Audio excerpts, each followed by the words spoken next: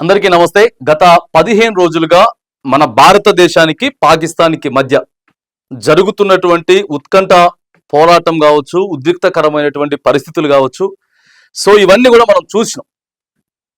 Direct గా వచ్చేసి ఉగ్రవాదులు 4 మంది మనోళ్ళని కాల్చి పడేసి కొంత అలజడి సృష్టించారు. మనోళ్ళు చనిపోయినరు. ఈ నేపథ్యంలో మనం కూడా స్టార్ట్ చేసినాం. ఇక్కడికి వెళ్ళి స్టార్ట్ చేయడంతో పాటు డైరెక్ట్ స్పాట్ పెట్టినాం. 21 స్థావరాలకి స్పాట్ పెట్టినాం. ఎక్కడెక్కడి నుంచి వెళ్ళి జవాన్లు ఉన్నారో వాళ్ళందరినీ కూడా మీరంతా లీవ్లు తీసేసుకొని రావాలి. రాష్ట్రాలన్నింటినీ కూడా అప్రమత్తం చేసింది కేంద్రం. సో ఇట్లా జరుగుతూ ఉంది, మనం ప్రతీకారం తీర్చుకోవాల్సిందే అని చెప్పి 140 కోట్ల మంది మన భారతీయులమంతా కూడా సపోర్ట్ ఇచ్చినాం. సో ఇదంతా జరిగింది. ఆపరేషన్ సింధూర్ని సక్సెస్ఫుల్ గా పూర్తి చేసుకున్నాం. అక్కడ ఒక 100 మంది దాదాపుగా ఉగ్రవాదుల్ని మనం హతం చేసినాం. పాకిస్తాన్ వాళ్ళకి ఓ రకంగా వణుకు పుట్టించినాం. కానీ అక్కడ ఉగ్రవాదులు చనిపోతే ఇక్కడ మన సైనికులు కూడా చనిపోయారు. మన సైనికులు దాదాపుగా 7 మంది చనిపోయారు. 7 మంది సైనికులు చనిపోయినరు. ఆ తర్వాత చాలా ఇదంతా కూడా జరిగింది. జరుగుతున్నటువంటి నేపథ్యంలో మనం చాలా IPL క్యాన్సిల్ చేసుకున్నాము. తర్వాత పంజాబ్ లో మొత్తం లైట్స్ అన్ని ఆఫ్ చేసుకున్నాం. నైట్ పూట లైట్స్ అన్ని ఆఫ్ చేసుకున్నాం. ఇట్లా రకరకాలుగా జరుగుతున్నటువంటి నేపథ్యంలో మనం అసలు తగ్గేదే లేదు. సైన్యానికి పూర్తిగా మద్దతు ఇస్తా ఉన్నాం.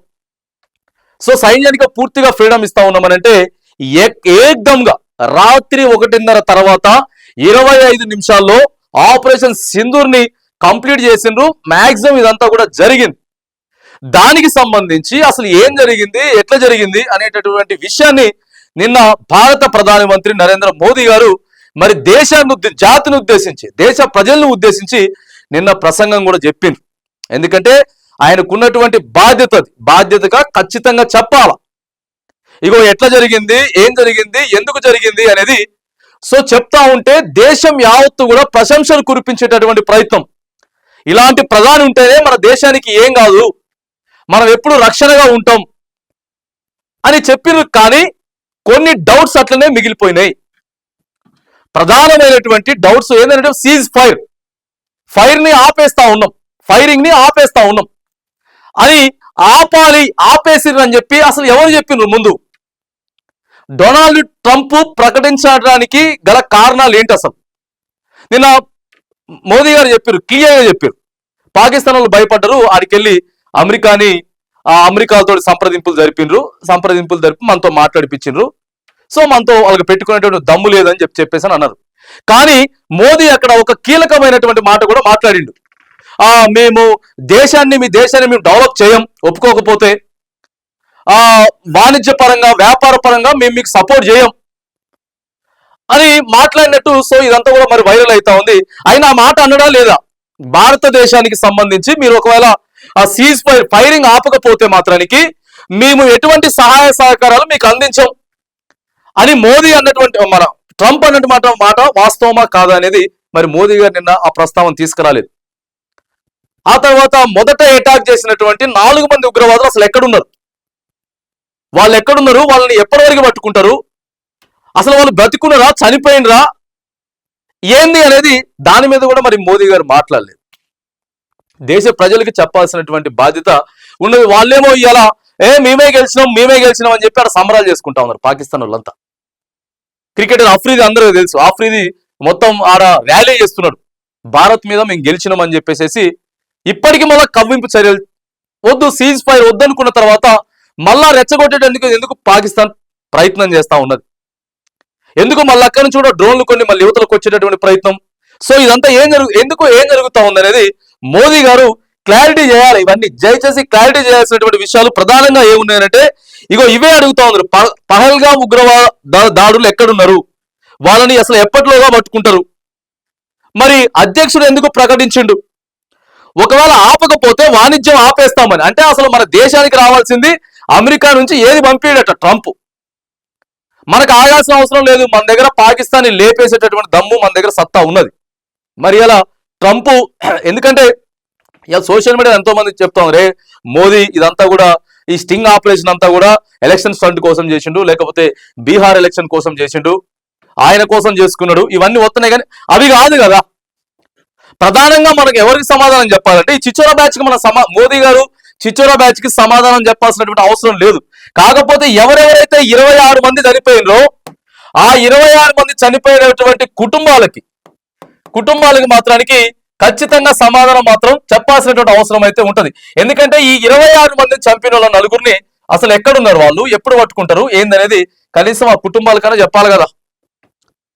తర్వాత 140 కోట్ల మందికి ప్రధాని బాస్ అయిన మరి ఖచ్చితంగా మనం ఎందుకు ఆపేసినాం, మోదీ ఏం చేసిండు, నిజంగానే ఆపుతుడా, వీటి మీద మరి నిన్న ప్రధానమంత్రి గారు మరి చర్చించలేదు.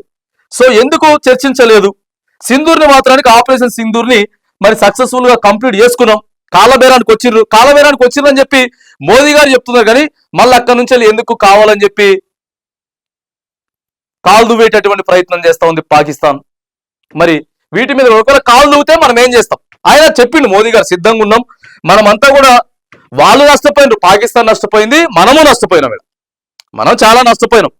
కాకపోతే ట్రంప్ ఎందుకు, మన దేశ ప్రజలంతా కూడా అక్కడ ఉన్నారు, చాలా మంది మన ఇండియన్స్ అమెరికాలో ఉన్నటువంటి నేపథ్యంలో మరి వాళ్ళకి సంబంధించి అరే అక్కడ మనం ఆపకపోతే ట్రంప్ అక్కడ వాళ్ళని ఏమైనా ఇబ్బంది పెడతారా, మన భారతీయులు ఏమైనా ఇబ్బంది పెట్టే అవకాశం ఉందా.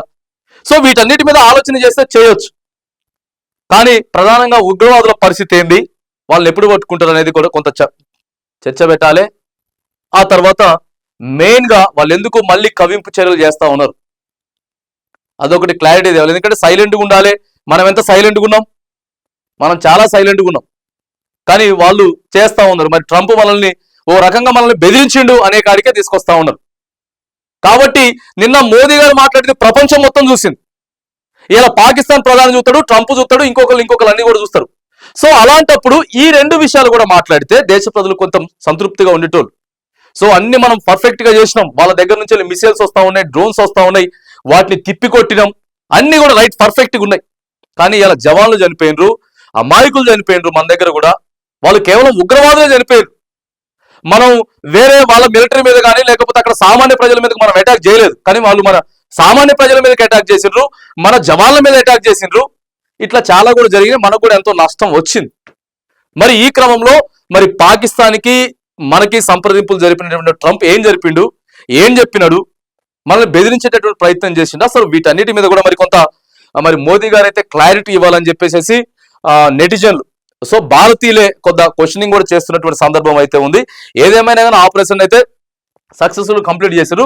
ఇంకొకటి, వీటన్నిటికీ సమాధానాలు మరి రావాలి అని అంటే మాత్రానికి కనీసం ఒక వారం రోజుల పాటు ఎంతమంది అయితే ఎంపీలు ఉన్నారో కేవలం ఆపరేషన్ సింధూర్ మీద పాకిస్తాన్కి మనకు జరిగినటువంటి ఘర్షణ ఏదైతే ఉందో వీటి మీద ఒక వారం రోజుల పాటు ప్రత్యేకమైన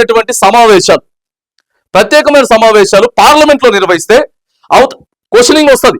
క్వశ్చనింగ్ వచ్చినప్పుడు యువతల నుంచి మనం ఆన్సర్ ఇచ్చేటటువంటి, ఎందుకంటే ఇది చాలా పెద్ద ఆపరేషన్, అన్ని కూడా స్తంభించిపోయేటటువంటి పరిస్థితి వచ్చింది. సో మరి ఆ సీజ్ ఫైర్ అయిన తర్వాత కూడా ఇప్పటికీ మరి మనం పంజాబ్ లో ఎందుకు అదే అడుగుతా ఉన్నాం, పంజాబ్ లో ఇంకా ఎందుకు బ్లాక్అవుట్ అంటే మొత్తం చీకట్లుగా ఇంకా ఎందుకు మనం ఎందుకుంటా ఉన్నాం.